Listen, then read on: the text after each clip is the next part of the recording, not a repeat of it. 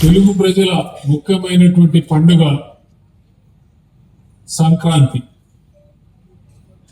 ఆ సంక్రాంతిని పురస్కరించుకొని సంక్రాంతి సంబరాల పేరుతో ఈ యొక్క మంచి కార్యక్రమాన్ని నిర్వహించడం ఎంతో సంతోషకరమైన విషయం.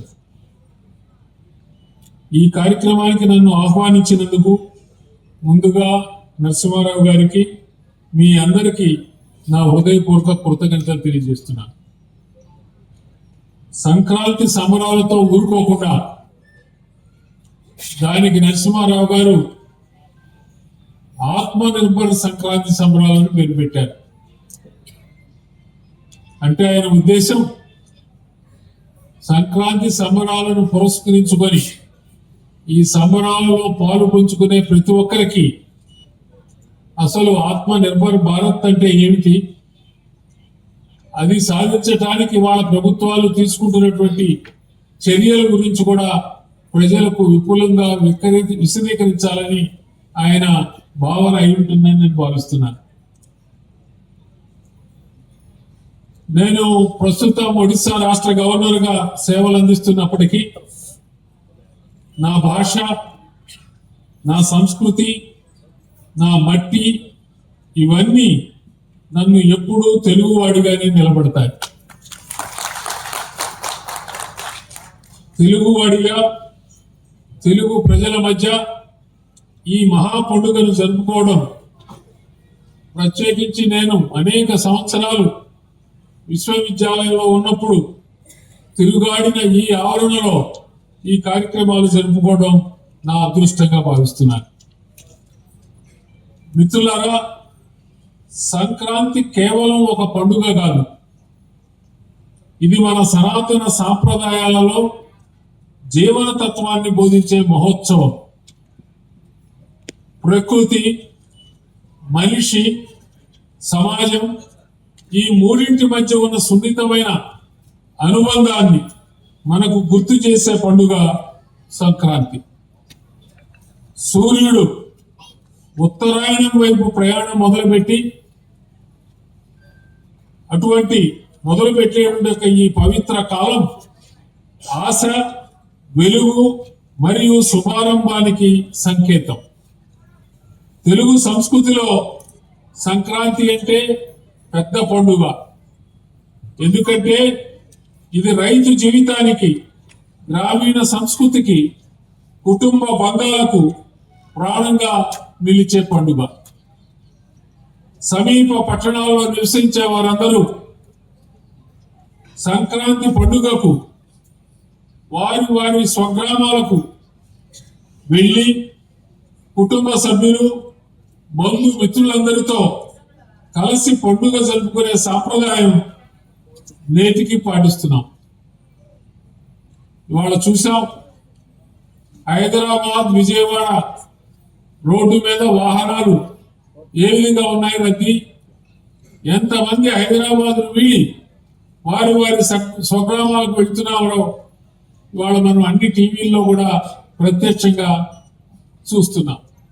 అట్లాగే విశాఖపట్నానికి సంబంధించి కూడా ఈ నగరాల నుంచి కూడా అనేక మంది వారి వారి యొక్క స్వగ్రామాలకు, ఉత్తరాంధ్రలో ఉన్న గ్రామాలకు వెళ్ళేటువంటి ఒక సంప్రదాయం మనకుంది. ఇందాక విష్ణుకుమార్ రాజు గారు, పరశురామరాజు గారు ఉటంకించినట్టుగా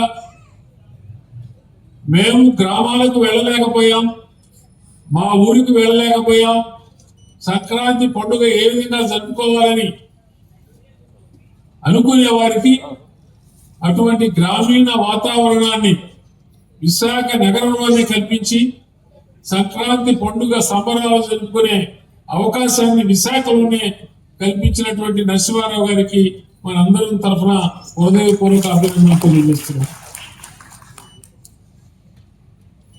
భోగి, సంక్రాంతి, కనుమ, ముక్కనుమ ఈ 4 రోజులుగా జరుపుకునే ఈ పండుగ ప్రతిరోజు ఒక గొప్ప సందేశాన్ని ఇస్తుంది.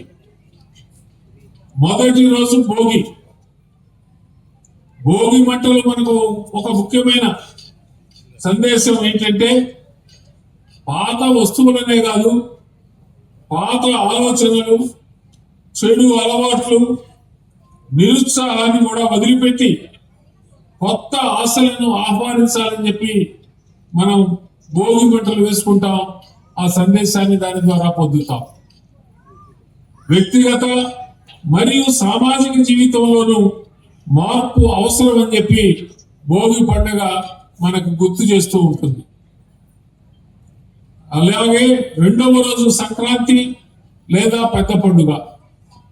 కొత్త బట్టలు, ముగ్గులు, గొబ్బెమ్మలు, కొత్త ధాన్యంతో చేసిన పిండి వంటలు, అరిసెలు, బూరెలు, ఇవన్నీ ఆనందానికి ప్రతీకలు.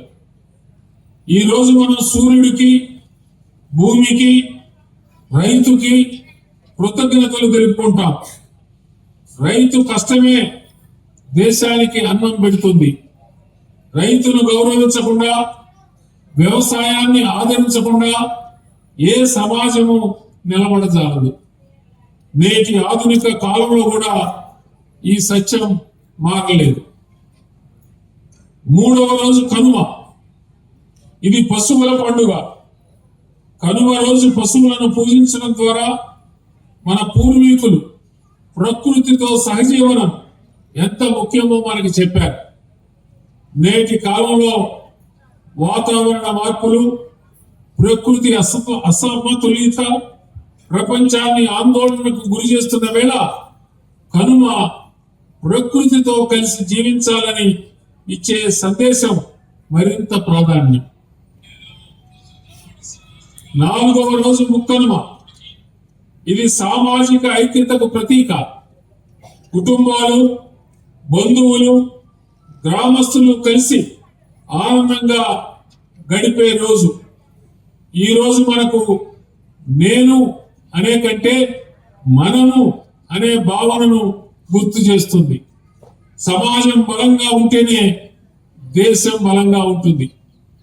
ఈ 4 రోజులు కలిసి మన జీవితానికి 4 శాశ్వతమైన జీవన సూత్రాలను బోధిస్తాయి. భోగి మనకు మార్పును స్వీకరించే మనసును అలవరుచుకోవాలని గుర్తు చేస్తుంది. సంక్రాంతి ద్వారా కృతజ్ఞతా భావాన్ని పెంపొందించుకోవడం, శ్రమకు గౌరవం ఇవ్వడం ఎంత ముఖ్యమో మనం తెలుసుకుంటాం.